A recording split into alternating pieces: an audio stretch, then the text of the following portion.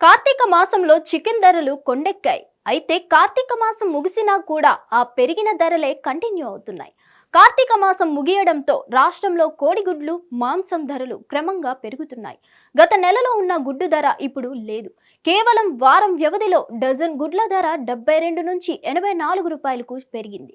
ఇక కార్తీక మాసంలో kilo chicken ధర 170గా ఉండగా ప్రస్తుతం ఇది 240కి చేరుకుంది. గత వారం కింద ఒక్కో గుడ్డు 7 ఉండగా ఇప్పుడు 8కి చేరుకుంది. హోల్సేల్లో ఒక్క గుడ్డు 8 పలుకుతుంది. కొన్ని రోజులుగా చలి బాగా పెరిగింది. దీంతో వెచ్చదనం కోసం ఆహారంలో కోడిగుడ్లను వినియోగం పెరిగిందని కొందరు అంటున్నారు. గత 15 రోజుల క్రితం కేసు ధర 160 ఉండగా రీటైల్ మార్కెట్లో 6కు విక్రయిస్తున్నారు. ప్రస్తుతం కేసు ధర 180 నుంచి 200 రూపాయలు చేరడంతో రీటైల్ మార్కెట్లో 7 రూపాయల నుంచి 8 రూపాయల వరకు అమ్ముతున్నారు. ఒక్కో కోడిగుడ్డు ధర 8 రూపాయలకు పెరగడంతో పేద మధ్యతరగతి ప్రజలు ఇబ్బంది పడుతున్నారు. కాగా చలికాలం కావడంతో గుడ్ల ఉత్పత్తి తగ్గిందని, మామూలు రోజులతో పోలిస్తే చలికాలంలో గుడ్ల ఉత్పత్తి 60% నుంచి 70%కి పడిపోతుందని వ్యాపారులు చెబుతున్నారు.